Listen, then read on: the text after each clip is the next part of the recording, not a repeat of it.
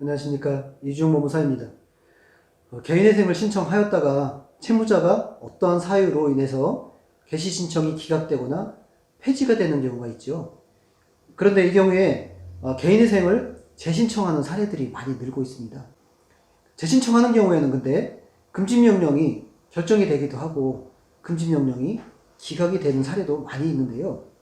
이번 시간에는 개인회생 재신청의 경우에 금지명령이 기각되는 대표적인 사례, 또 법원 보존명령을 적절히 대응을 해서 금지명령을 받은 사례를 가지고 설명드리겠습니다.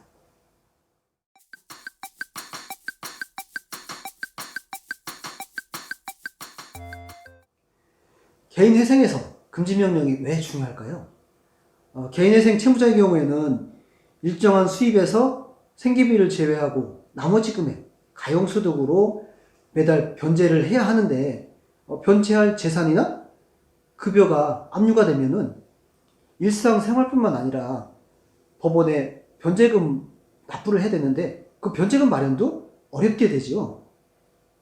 채무가 연체가 되면 또 채권자들로부터 독촉이 심하게 들어옵니다.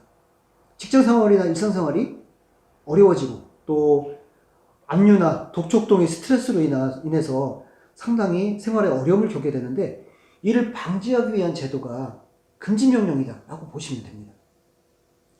재신청의 경우에 금지명령이 기각결정이 많이 나는데 그 사유로는 무엇이 있을까요? 재신청할 때 과거에 금지명령 결정을 받은 경우, 이 경우에는 대부분 법원에서는 금지명령을 기각하는 것이 실무례입니다. 법원에서는요, 채무자가 개인회생제도를 악용한다, 또 변제를 하지 않으려고 한다 라는 시각으로 보는 경향이 상당히 강합니다. 또 두 번째로 최근 채무가 많은 경우에 재신청을 할 경우에는 금지명령이 기각이 되는데요. 이전 개인회생 진행에 있던 채권자가 더 늘어나고 또 최근 채무가 많은 경우에는 법원에서는 채무자가 채무를 고의로 발생시켜서 개인회생을 재신청했다라는 예단을 갖고서 사건을 대하는 경향이 일반적인 태도입니다. 또 변제율이 낮은 경우가 있습니다. 5년에서 3년으로 변제기간이 줄었는데 법원에서는 변제율이 낮다면 그 사유를 상당히 주의 깊게 살펴봅니다.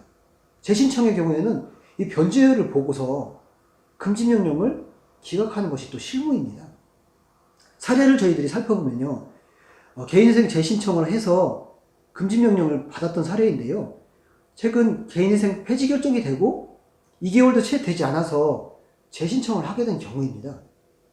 저희는 개인회생 재신청 사유를 보다 상세히 설명해서 개시신청서를 제출하였는데요.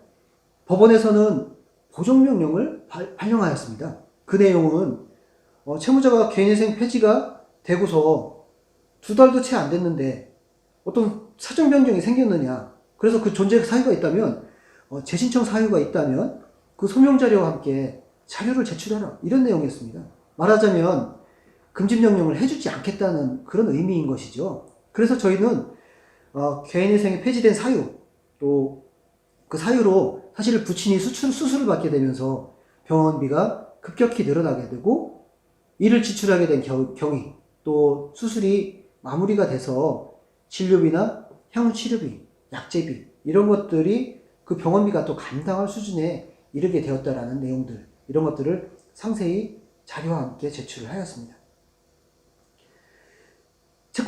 채무자가 현재 채권자들에게 또 독촉을 받고 있다, 또 직장생활에 어려움이 발생하고 있고 이로 인해서 정신적으로 너무 힘들다, 또 금지명령이 난다고 하면 이를 통해서 성실히 개인회생을 진행을 해서 변제하고 절차 진행을 하겠다라는 그런 내용들을 상세하게 기재해서 제출했고요.